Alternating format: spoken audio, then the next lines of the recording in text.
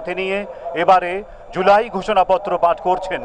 মাননীয় প্রধান উপদেষ্টা ডক্টর মোহাম্মদ ইউনূস। আসসালামু আলাইকুম। আজকে দেশের নেতৃবৃন্দকে সঙ্গে নিয়ে জাতির যে গুরুত্বপূর্ণ দায়িত্ব পালন করতে আমরা এসেছি, আল্লাহ তার জন্য আমাদের জন্য রহমত বর্ষণ করছেন। আল্লাহর রহমত নিয়ে আমি এই ঘোষণাপত্র পাঠ করব। বিসমিল্লাহির রহমানির রহিম। যেহেতু উপনিবেশ বিরোধী লড়াইয়ের সুদীর্ঘকালের ধারাবাহিকতায় এই ভূখণ্ডের মানুষ দীর্ঘ 23 বছর পাকিস্তানের স্বৈরশাসকদের বঞ্চনা ও শোষণের বিরুদ্ধে রুখে দাঁড়িয়েছিল এবং নির্বিচার গণহত্যার বিরুদ্ধে গণপ্রতিরোধ গড়ে 1971 সালে 26শে মার্চ স্বাধীনতা ঘোষণা করে রক্তক্ষয়ী মুক্তিযুদ্ধের মাধ্যমে জাতীয় মুক্তির লক্ষ্যে বাংলাদেশ রাষ্ট্র প্রতিষ্ঠা করেছিল। এবং যেহেতু বাংলাদেশের আপামর জনগণ দীর্ঘ আন্দোলন সংগ্রামের মধ্য দিয়ে এই ভূখণ্ডে স্বাধীনতার ঘোষণাপত্রে বিবৃত সাম্য, মানবিক মর্যাদা, সামাজিক সুবিচারের ভিত্তিতে উদার গণতান্ত্রিক রাষ্ট্র বিনির্মাণের আকাঙ্ক্ষাকে বাস্তবায়নের জন্য সর্বোচ্চ ত্যাগ স্বীকার করেছে, এবং যেহেতু স্বাধীন বাংলাদেশের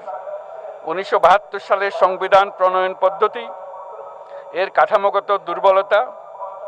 ও অপপ্রয়োগের ফলে স্বাধীনতা পরবর্তী আওয়ামী লীগ সরকার মুক্তিযুদ্ধের জন আকাঙ্ক্ষা পূরণে ব্যর্থ হয়েছিল এবং গণতন্ত্র ও রাষ্ট্রীয় প্রতিষ্ঠানগুলোর কার্যকারিতা ক্ষুণ্ণ করেছিল, এবং যেহেতু স্বাধীনতা পরবর্তী আওয়ামী লীগ সরকার স্বাধীনতার মূল মন্ত্র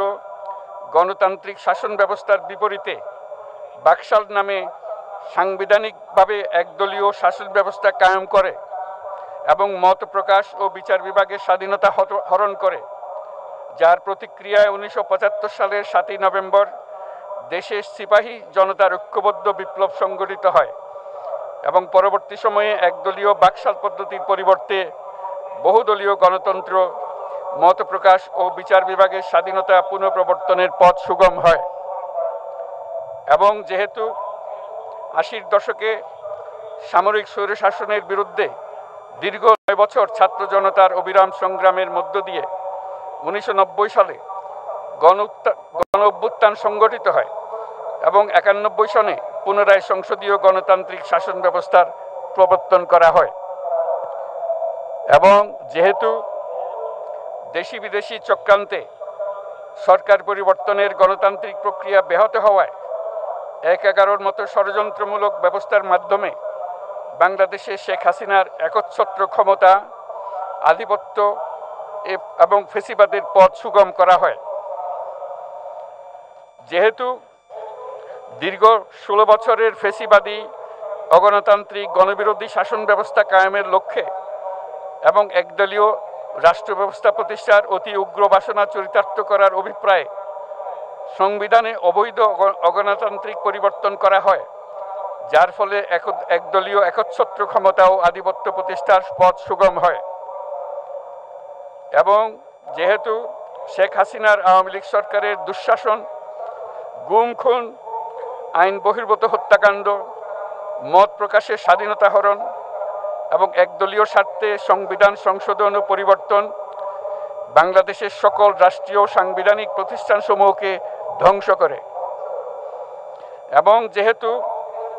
হাসিনা সরকারের আমলে তারই নেতৃত্বে একটি চরম গণবিরোধী, একতান্ত্রিক ও মানবাধিকার হরণকারী শক্তি বাংলাদেশকে একটি ফেসিবাদী, মাফিয়া এবং ব্যর্থ রাষ্ট্রের রূপ দিয়ে আন্তর্জাতিকভাবে বাংলাদেশের ভাবমূর্তি ক্ষুণ্ণ করে, এবং যেহেতু তথাকথিত উন্নয়নের নামে শেখ হাসিনার ফেসিবাদী নেতৃত্বে সীমাহীন দুর্নীতি ব্যাংক লুট, অর্থ পাচার ও অর্থনৈতিক প্রতিষ্ঠানগুলিকে ধ্বংসের মধ্যে দিয়ে বিগত পতিত দুর্নীতিবাজ আওয়ামী লীগ সরকার বাংলাদেশও এর অমিত অর্থনৈতিক সম্ভাবনাকে বিপর্যস্ত করে তোলে এবং পরিবেশ, প্রাণ বৈচিত্র্য ও জলবায়ুকে বিপন্ন করে। এবং যেহেতু শেখ হাসিনার ফ্যাসিস্ট সরকারের বিরুদ্ধে রাজনৈতিক দল, ছাত্র শ্রমিক সংগঠন সহ সমাজের সর্বস্তরের জনগণ গত প্রায় 16 বছর যাবৎ নিরন্তর গণতান্ত্রিক সংগ্রাম করে জেল জুলুম, হামলা মামলা, গুম খুন ও বিচার বহির্ভূত হত্যাকাণ্ডের শিকার হয়। এবং যেহেতু বাংলাদেশে বিদেশি রাষ্ট্রের অন্যায় প্রভুত্ব, শোষণ ও খবরদারিত্বের বিরুদ্ধে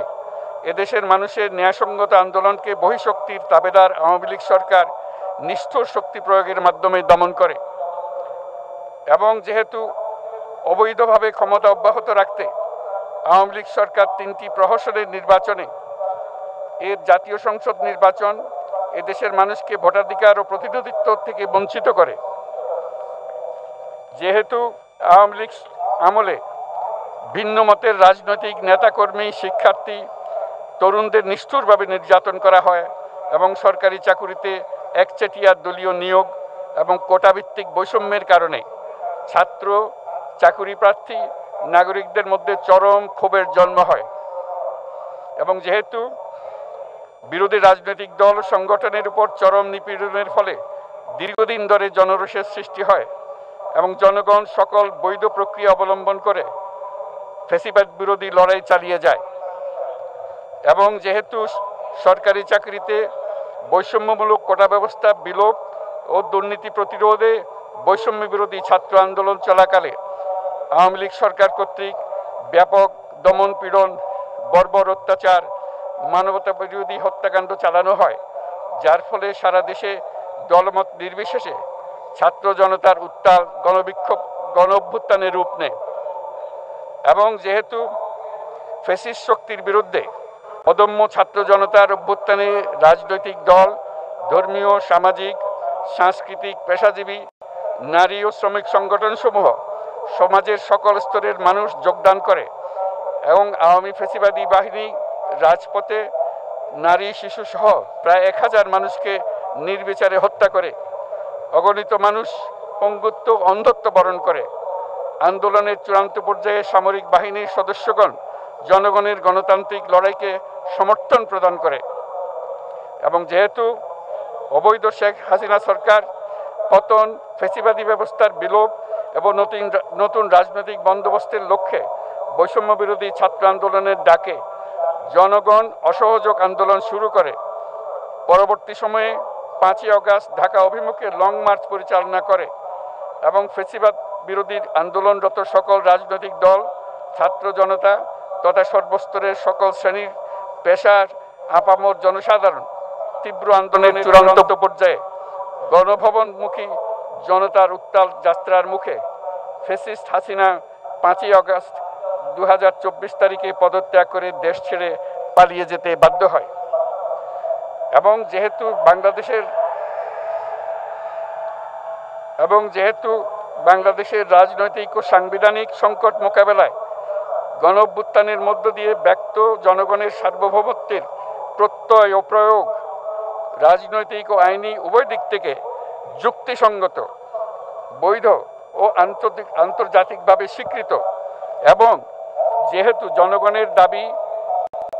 দাবি অনুযায়ী এরপর অবৈধ দ্বাদশ জাতীয় সংসদ ভেঙে দেওয়া হয় এবং সংবিধানের 106 অনুচ্ছেদ অনুসারে সুপ্রিম কোর্টের মতামতের আলোকে সাংবিধানিকভাবে ডক্টর মোহাম্মদ ইউনূসের নেতৃত্বে 8ই আগস্ট 2024 তারিখে একটি অন্তর্বর্তীকালীন সরকার গঠন করা হয়।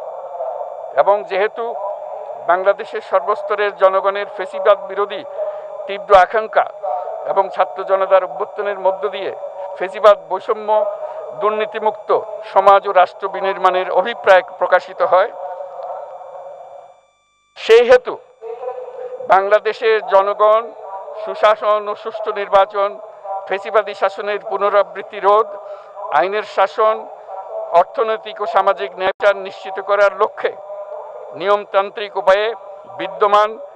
সংবিধান ও সকল রাষ্ট্রীয় সাংবিধানিক প্রতিষ্ঠানের গণতান্ত্রিক সংস্কার সাধনের অভিপ্রায় ব্যক্ত করে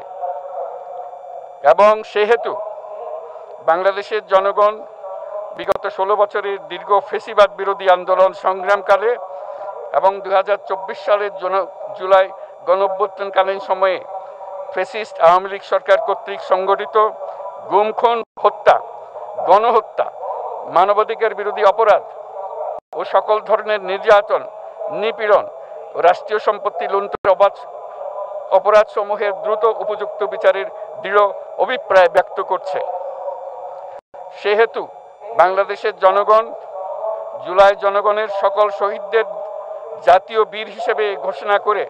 শহীদদের পরিবার আহত যোদ্ধা এবং আন্দোলনকারী ছাত্র জনতাকে প্রয়োজনীয় সকল আইনি সুরক্ষা দেওয়ার অভিপ্রায় ব্যক্ত করেছে এবং সেহেতু বাংলাদেশের জনগণ যুক্তিসঙ্গত সময়ে আয়োজিতব্য অবাধ ও সুষ্ঠু ও নিরপেক্ষ একটি নির্বাচনের মাধ্যমে গঠিত জাতীয় সংসদে প্রতিশ্রুত প্রয়োজনীয় সাংবিধানিক সংস্কারের মাধ্যমে দেশের মানুষের প্রত্যাশা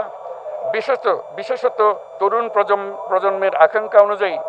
আইনের শাসন ও মানবাধিকার দুর্নীতি শোষণমুক্ত বৈষম্যহীন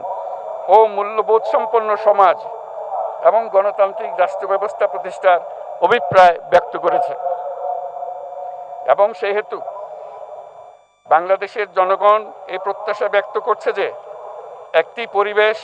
ও জলবায়ু সহিষ্ণু অন্তর্ভুক্তিমূলক টেকসই উন্নয়ন কৌশলের মাধ্যমে বর্তমান ও ভবিষ্যৎ প্রজন্মের অধিকার সংরক্ষিত হবে এবং সেহেতু বাংলাদেশের জনগণ এই অভিপ্রায় ব্যক্ত করছে যে ছাত্র গণঅভ্যুত্থানের 2024-এর উপযুক্ত রাষ্ট্রীয় সাংবিধানিক স্বীকৃতি প্রদান করা হবে এবং পরবর্তী নির্বাচনে নির্বাচিত সরকারের সংস্কারকৃত সংবিধানের তফসিলে